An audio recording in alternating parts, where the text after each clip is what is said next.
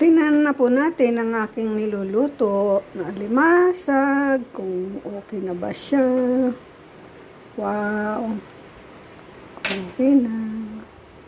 Pag ako nga pala nagluluto ng alimasag, hindi na po ako naglalagay ng tubig dyan.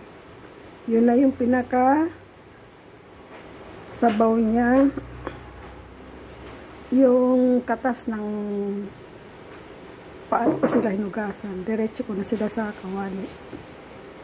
Okay, maraming salamat po sa panonood ninyo. Magandang araw, magandang tanghali, magandang gabi po sa inyo lahat. Mag-iingat po kayong palagi. Bye-bye! Mwah! Mwah! Mwah! I love